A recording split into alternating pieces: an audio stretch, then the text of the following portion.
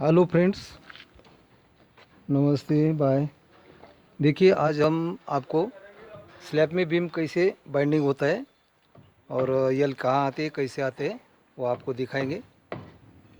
देखिए, अभी ये जो बीम बनाया है स्लैब में, ये बीम को बॉटम में 12 mm का 3 सली दिया हुआ है और ये टॉप में 2 सली दिया हुआ है।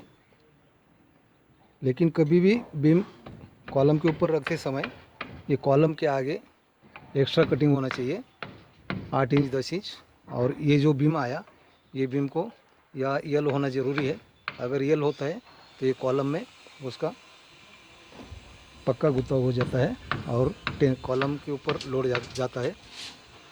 और सेकंड, देखिए, ये जो बीम है, ये बीम में ये कॉलम है तो ये टॉप का बार है, टॉप का 2 बार बांधा हुआ है इसको। अब ये कॉलम के टॉप में यहाँ से एक्स्ट्रा बार डाला हुआ है। ये एक्स्ट्रा बार L4 तक डालना चाहिए। अगर ये 12 फुट का स्पैन है तो ये कम से कम 4 फुट का एक्स्ट्रा बार डालना चाहिए। अगर 10 फुट का है तो कम से कम 2.5 फुट का, 3 फुट का ये एक्स्ट्रा बार डालना चाहिए।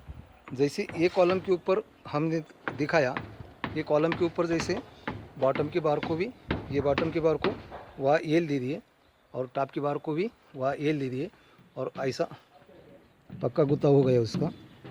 ऐसे ये कॉलम के ऊपर जैसे कि वैसे आगे का कॉलम के ऊपर भी होना चाहिए। ये हो गया बीम का स्क्रूड्राइवर, तो आपकी समझ में आ गया। ये टॉप में एक्स्ट्रा बार कॉलम के ऊपर, बॉटम में 3 बार है। अगर कर्टल बार डालते हैं तो कर्टल बार, ये जो एक्स्ट्रा बार डाला है यहाँ से लेके आगे का जो एक्स्ट्रा बार जहाँ तक आया, यहाँ तक आया, तो यहाँ से लेके ये जो एक्स्ट्रा बार दिया हुआ है तो यहाँ तक कर्टल बार नीचे डालना पड़ता है।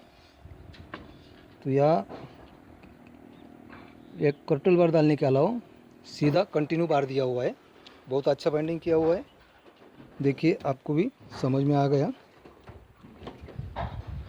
हर एक कॉलम पे, ये कॉलम के ऊपर जैसे बाइंडिंग किया है और जैसे यल मारा हुआ है, वैसे ही सब कॉलम के ऊपर यल होना ज़रूरी है।